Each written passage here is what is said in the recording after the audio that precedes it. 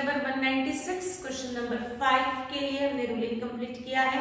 Question में आपको जो पूछा है वही अकाउंट्स हमने ओपन किए हुए हैं। तो क्वेश्चन 5 में हमें कौन से अकाउंट्स ओपन करने हैं आपको दिया हुआ है।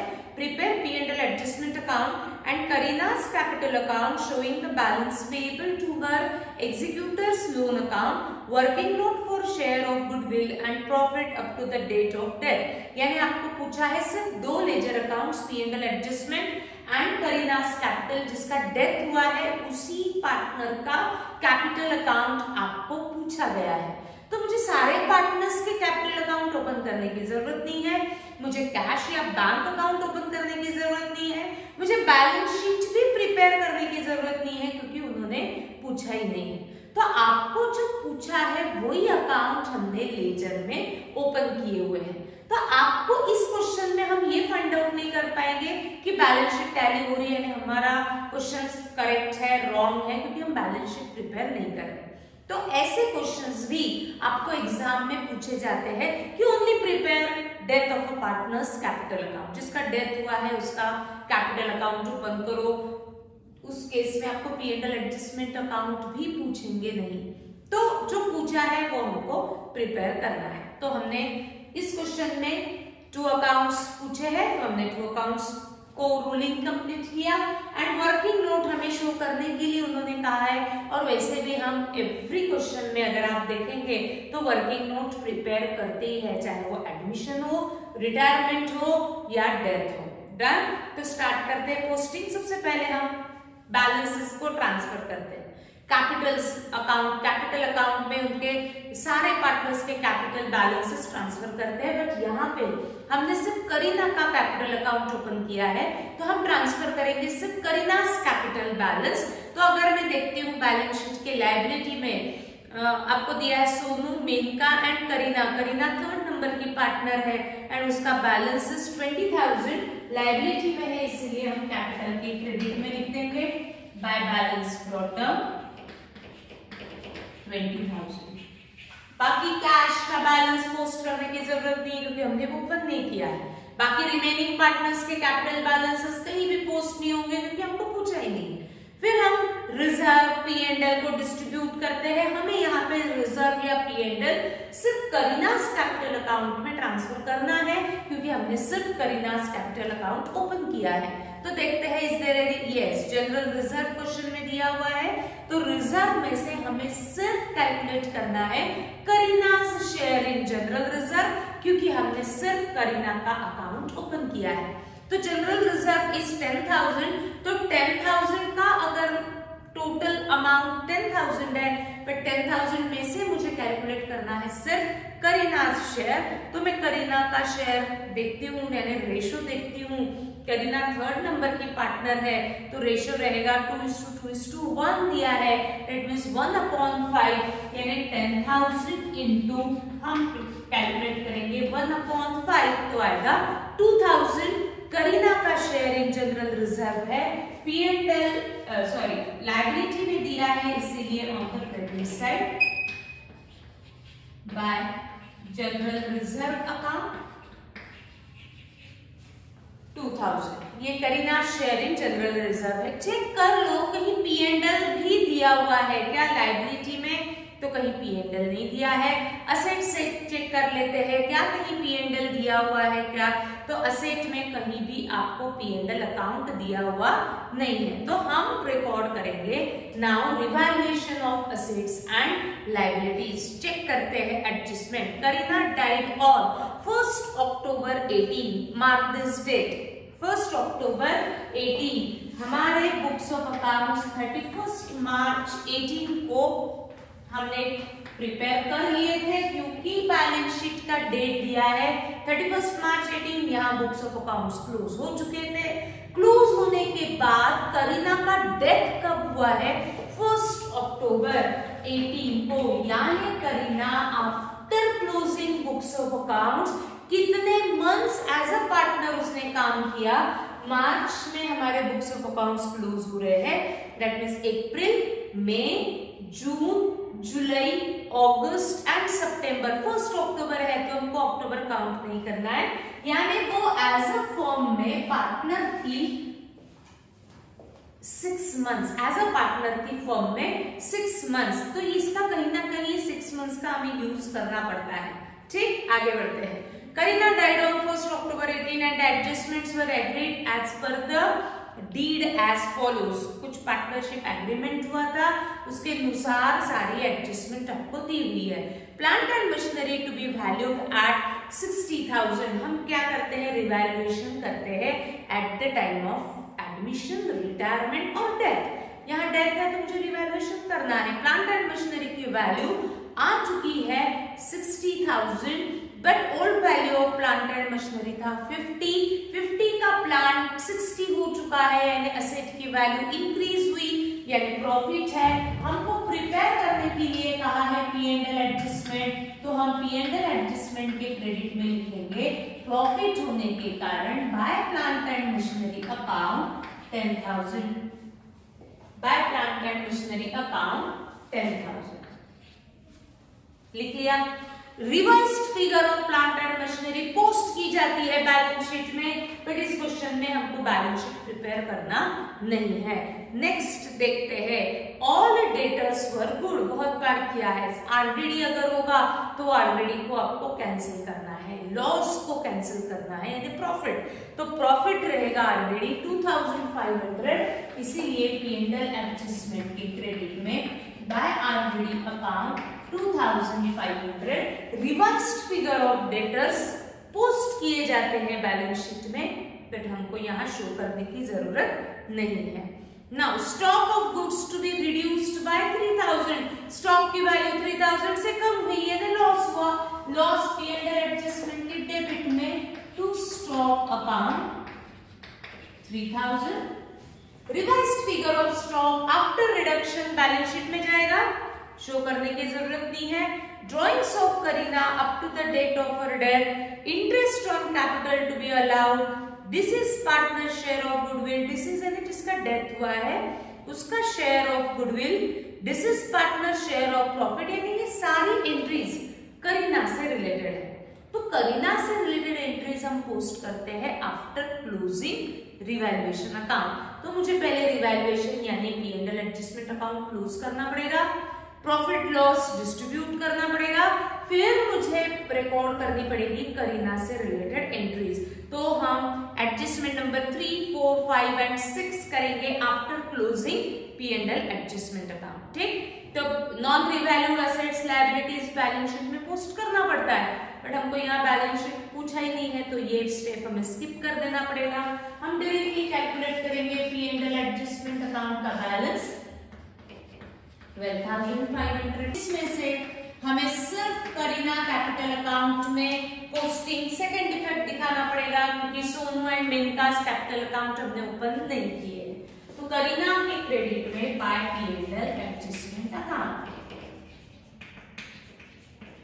अब करीना से रिलेटेड जो जो एंट्रीज होंगी वो हमें करीनाज अकाउंट में ट्रांसफर करते जाना है। एक ही इफेक्ट दिखा सकते हैं, क्योंकि सेकंड इफेक्ट शो करने के लिए पूरे अकाउंट्स हमारे पास नहीं है। देखते हैं एडजस्टमेंट नंबर 3 करीना से रिलेटेड है।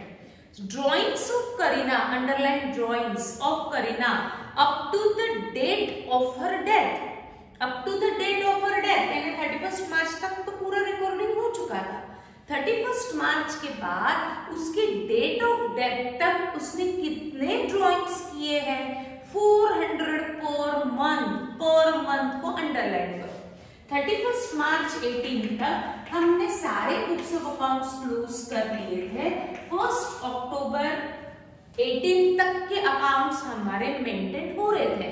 तो आफ्टर क्लोजिंग ईयर 31 मार्च 18 के बाद 1 अप्रैल से 1 अक्टूबर तक करीना ने कितने विड्रॉ किए थे फर्म में से, 400 पर मंथ यानी आपके पास करीना एज अ पार्टनर कितने मंथ्स थी, 1 अप्रैल टू 1 अक्टूबर थी, यानी 6 मंथ्स थी।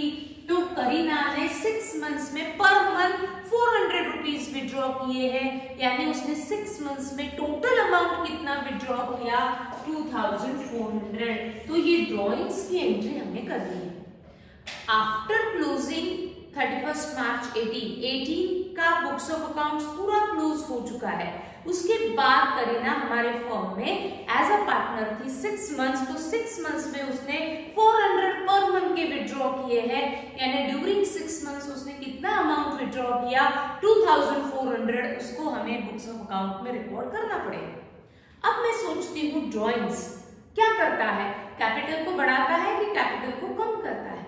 कम करता है। जितना अमाउंट हम इन्वेस्ट करते हैं उसमें से सम अमाउंट ऑफ इन्वेस्टमेंट हम अगर विड्रॉ करते हैं तो इसे हम ड्रॉइंग्स कहते हैं।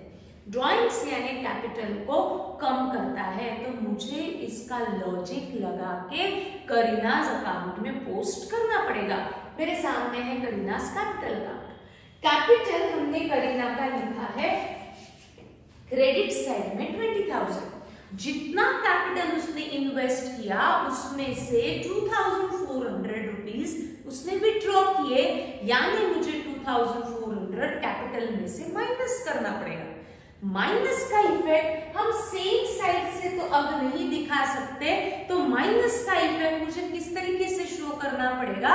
अपोजिट साइड में लिखने से। अगर 20,000 में से 2,400 विड्रॉ हुए हैं तो मुझे 2,400 माइनस करने पड़ेंगे।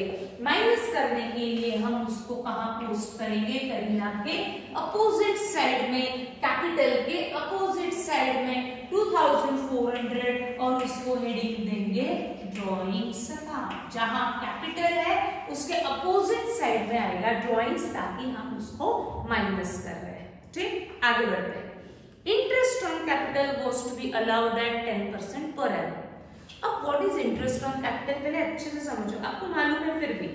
इंटरेस्ट ऑन कैपिटल, जो पार्टनर अमाउंट इन्वेस्ट करता है उस इन्वेस्टमेंट अमाउंट को हम कैपिटल कहते हैं। इस कैपिटल पे फर्म एवरी ईयर पार्टनर को इंटरेस्ट देती है। एवरी ईयर यानी मार्च 18 तक का इंटरेस्ट फर्म ने इस पार्टनर को दे दिए होंगे। मार्च 18 के बाद नेक्स्ट ईयर का इंटरेस्ट 1 अप्रैल 18 टू 31 मार्च 19 तक का इंटरेस्ट इस फर्म क्या करेगी? पार्टनर को देगी। कब देगी? 31 मार्च 19 को। बट करीना का डेट अक्टूबर में हो चुका, तो उसके ऊपर का कैपिटल का इंटरेस्ट उसको अक्टूबर तक हमें देना पड़ेगा। तो 1 अप्रैल 18 टू 1 अक्टूबर 18 करीना फर्म में एज अ पार्टनर थी 6 मंथ्स, तो उसका 6 मंथ्स का इंटरेस्ट भी फर्म उसको वापस कर देगी। तो इंटरेस्ट कितना है? 10% है, तो हमें 10% कैलकुलेट करना पड़ेगा। किसका कैलकुलेट करेंगे? किसके ऊपर इंटरेस्ट है? कैपिटल, तो हमें कैपिटल पे इंटरेस्ट देना पड़ेगा। That is Karina's original capital was 20,000। 20,000 पे अगर हम कैलकुलेट करते हैं 10% तो आता है 2,000। But this is for per annum, यानी ये 1 साल का इंटरेस्ट होता है। बट हम करीना का डेट अक्टूबर में होने के कारण उसको अक्टूबर तक का इंटरेस्ट हम कैलकुलेट करके दे देंगे उसको, यानी उसके लीगल हेयर्स को। तो 12 मंथ्स का इंटरेस्ट 2,000 आता है। करीना पूरे फर्म में एज अ पार्टनर नहीं थी, अक्टूबर में उसका डेथ हो चुका है, तो till the date of her death उसका इंटरेस्ट हमें उसको वापस करना पड़ेगा। तो 6 मंथ्स का इंटरेस्ट कितना? वो 6 मंथ्स फर्म में थी। 12 मंथ्स इंटरेस्ट इज 2,000, तो 6 मंथ्स इंटरेस्ट इज 1,000। तो हमें इंटरेस्ट ऑन कैपिटल करीना को देना पड़ेगा 1,000। इंटरेस्ट ऑन कैपिटल भी फर्म क्या करती है? लास्ट डे ऑफ ईयर देती है। बट हम करीना को कब दे रहे हैं? 1 अक्टूबर को। तब का इंटरेस्ट हम करीना को देंगे क्योंकि करीना का डेथ 1 अक्टूबर को हुआ है। तो 6 मंथ्स का इंटरेस्ट हमें करीना के लीगल हेयर्स को देना पड़ेगा 1,000 रुपीज देना है, यानी करीना को अमाउंट इज पेएबल, इसलिए करीना के क्रेडिट में 1,000 क्या है? ये इंटरेस्ट ऑन कैपिटल, तो लिखेंगे bye interest on capital account. Amount is payable to Kareena towards interest on capital. Credit to whom money is payable, इसलिए करीना के क्रेडिट में पोस्ट किया जाएगा। डन, आगे बढ़ते हैं। The deceased partner share, deceased means जिसका डेथ हुआ है, वो पार्टनर का share of goodwill, underline, deceased partner share of goodwill, यानी आपको करीना का शेयर कैलकुलेट करना पड़ेगा गुडविल में। तो मुझे गुडविल अमाउंट करीना को पेएबल दिखाना है।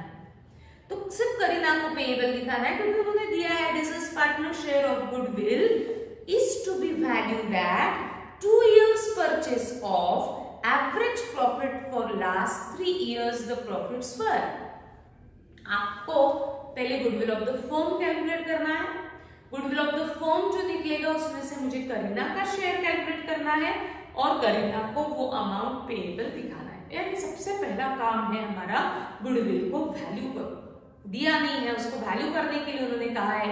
वैल्यू करने के लिए हमें करीना वैल्यू करने के लिए हमें बिजनेस के पास्ट ईयर्स के प्रॉफिट स्टडी करने पड़ेंगे। तो हमने स्टडी किए कितनी ईयर्स के प्रॉफिट्स दिए हुए हैं 3 इयर्स के। तो ये 3 इयर्स के प्रॉफिट हमें स्टडी करना है। उसके ऊपर मुझे मेथड अप्लाई करना है। कौन सी मेथड अप्लाई करनी है? एवरेज प्रॉफिट दिया हुआ है और जो एवरेज प्रॉफिट आएगा उसको 2 इयर्स से बढ़ा दो तो आपको मिलेगा गुडविल। तो हम वर्किंग नोट में सबसे पहले कैलकुलेट करेंगे वैल्यूएशन ऑफ गुडविल। गुडविल को वैल्यू करके दिखाएंगे क्योंकि गुडविल का अमाउंट क्वेश्चन में दिया हुआ नहीं है। कैलकुलेट करते हैं goodwill amount. Valuation of goodwill. Valuation of goodwill के लिए हम स्टडी करेंगे बिजनेस के पास्ट ईयर्स के प्रॉफिट। कितने ईयर्स के प्रॉफिट स्टडी करना है? 3 इयर्स का। और उसमें मेथड कौन सी अप्लाई करनी है? Average profit. लिखेंगे first step average profit is equal to total profit upon number of years. जितने भी ईयर्स के प्रॉफिट स्टडी कर रहे हैं उनको पूरा ऐड करो divided by number of years. 3 years के प्रॉफिट्स दिए हैं 15, 17 एंड 13। 15,000, 17,000 एंड 13,000। वर्किंग नोट पे इस क्वेश्चन में मार्क्स रहेंगे क्योंकि आपको बोला गया है कि शो वर्किंग नोट। तो आपको वर्किंग नोट प्रिपेयर करना ही है। क्यों? क्योंकि इसके ऊपर मार्क्स भी रहेंगे। ठीक, तो 3 इयर्स के प्रॉफिट ऐड किए हैं तो डिवाइडेड बाय 3। 15, 17, 13 इन सब की टोटल ले लेते हैं। 45,000 डिवाइडेड बाय 3 अगर मैं करती हूँ तो आता है 15,000। This is your average profit. On an average ये फर्म 1 साल में प्रॉफिट अर्न करती है 15,000। This is average profit. But what is goodwill of the firm? तो उन्होंने दिया है goodwill is valued at 2 years purchase of average profit. ये एवरेज प्रॉफिट को जो भी एवरेज प्रॉफिट आएगा वो जो 2 साल का रहेगा दैट इज गुडविल। तो मुझे इस एवरेज प्रॉफिट को 2 times से बढ़ाना है। तो हमारा नेक्स्ट स्टेप रहेगा goodwill of the firm 2 into average profit 2 into 15,000 that is 30,000 is total goodwill of the firm। ये आया गुडविल ऑफ द फर्म। क्यों? क्योंकि प्रॉफिट पूरे फर्म का रहता है तो ये गुडविल भी जो भी कैलकुलेट होगा with the help of profit वो पूरे फर्म का रहेगा। बट हमें पूरे फर्म का प्रॉफिट नहीं चाहिए। उन्होंने स्टार्टिंग में दिया है this is partner share of goodwill. इसीलिए मुझे नेक्स्ट स्टेप में कैलकुलेट करना पड़ेगा Karina's share in goodwill. Karina's share in goodwill. Total goodwill of the firm में कैलकुलेट करो Karina share. Total goodwill of the firm is 30,000। इसमें करीना का शेयर अगर मुझे कैलकुलेट करना है तो उसका रेशो देखना है दैट इज 1/5 यानी 6,000 इज करीनाज शेयर। यानी मुझे गुडविल को करीना को पेएबल दिखाना पड़ेगा। क्यों? क्योंकि मैंने सिर्फ करीना को ही अकाउंट में ओपन किया हुआ है, बाकी मुझे सारे अकाउंट्स मैंने ओपन नहीं किए। तो गुडविल पे मुझे सिर्फ करीना को ही पेएबल दिखाना पड़ेगा। तो हम कैलकुलेट पास करेंगे journal entry, this amount payable to Karina towards goodwill, credit to whom money is payable, इसलिए Karina's capital account credit, goodwill का अमाउंट है इसलिए goodwill account debit. Entry pass होंगी goodwill to Karina's capital, goodwill account हमने open नहीं किया तो उसमें पोस्ट करने की जरूरत नहीं, करीनास अकाउंट हमने ओपन किया है तो करीना के क्रेडिट में बाय गुडविल,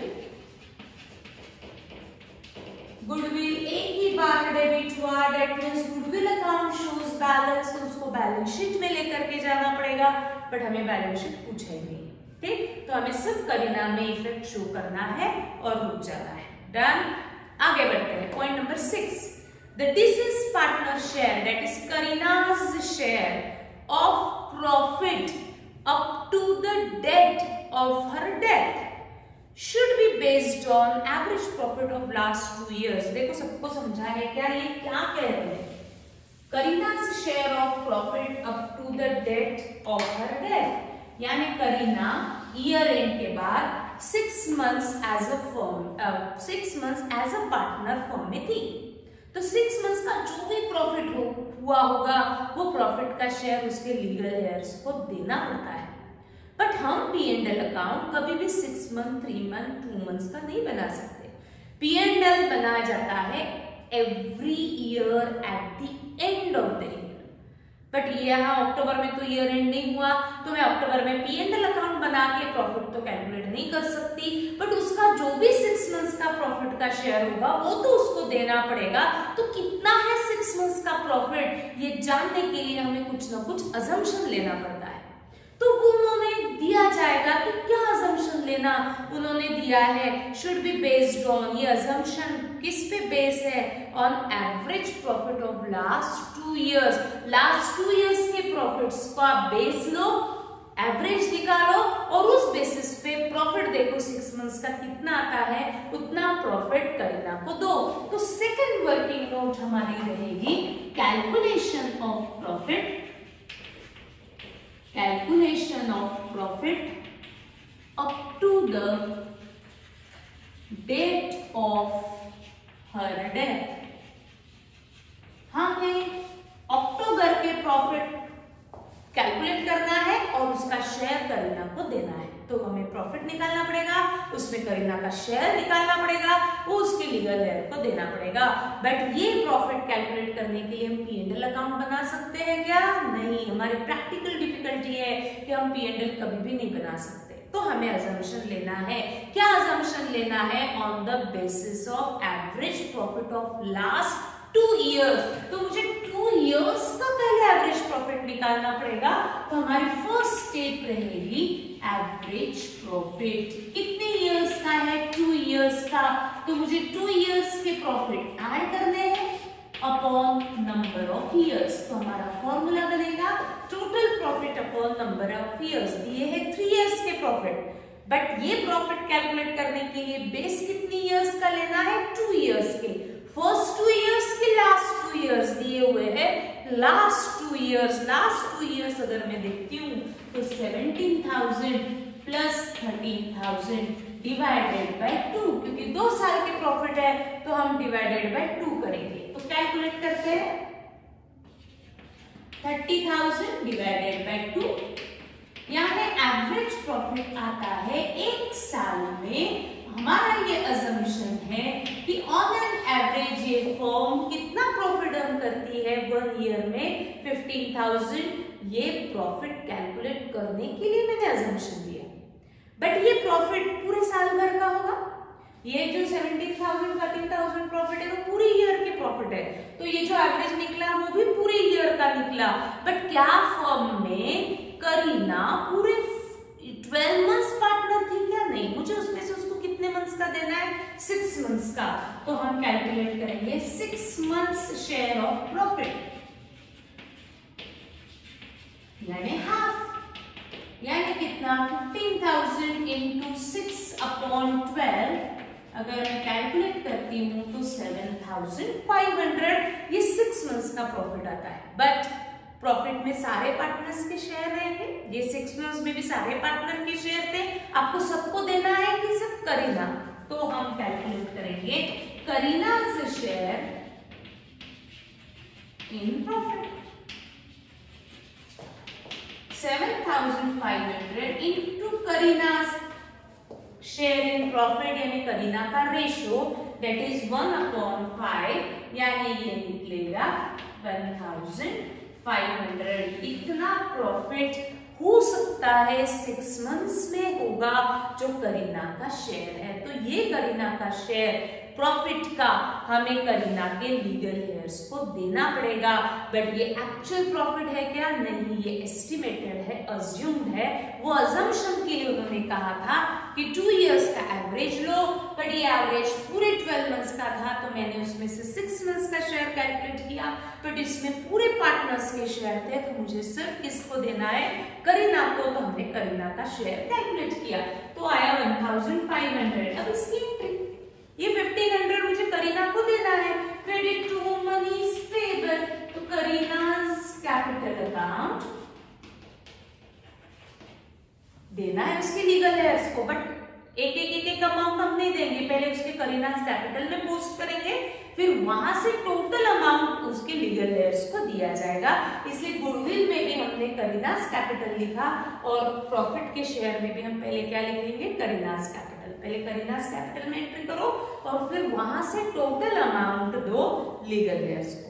ठीक, अब ये प्रॉफिट का शेयर है, प्रॉफिट निकलता है P&L से, इसलिए P&L अकाउंट, बट ये एक्चुअल प्रॉफिट एंड लॉस से हमने कैलकुलेट नहीं किया, इसलिए मैं सिर्फ P&L नहीं लिख सकती, P&L सस्पेंस अकाउंट डेबिट। तो एंट्री पास की P&L suspense to Kareena's capital, यानी करीना's कैपिटल की क्रेडिट में by P&L suspense account 1,500। P&L suspense account एक ही बार डेबिट हुआ, that means it shows balance, तो इसको मुझे बैलेंस शीट में भी लेकर के जाना पड़ेगा, बट बैलेंस शीट हमको प्रिपेयर करने के लिए उन्होंने कहा ही नहीं, तो हमें वो इफेक्ट शो करने की जरूरत नहीं है। नाउ कैलकुलेट, सारी एंट्रीज हो चुकी है, calculate the balance of Karina's capital account.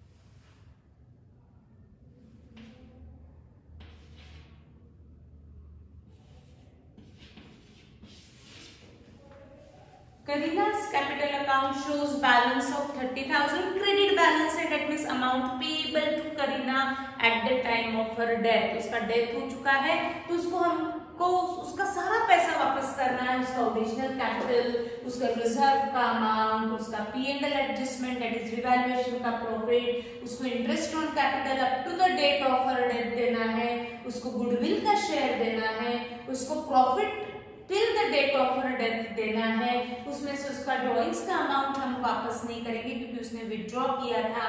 तो ऐसा टोटल अमाउंट करीना को हमें देना पड़ेगा eight the time of her death 30,000, but Kareena को हम तो नहीं दे सकते, उसका डेथ हो चुका है, तो ये अमाउंट उसकी लीगल हेयर्स को यानी उसको एग्जीक्यूटर्स को ट्रांसफर करना पड़ेगा।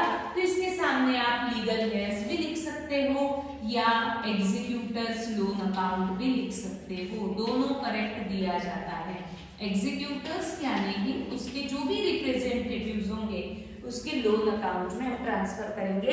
हम कैरिड डाउन नहीं लिख सकते क्योंकि वो एज अ पार्टनर फ्यूचर में हमारे साथ नहीं रहने वाली है, तो हम उसके against loan capital carried down नहीं लिख सकते। ठीक, तो कल बढ़ेंगे हम आगे, सेम क्वेश्चन सॉल्व करेंगे जिसमें आपको पूरे लेजर अकाउंट्स प्रिपेयर करने की जरूरत नहीं है, हम सिर्फ जो पूछा है वही अकाउंट ओपन करेंगे। तो कल बढ़ते हैं आगे। Thank you.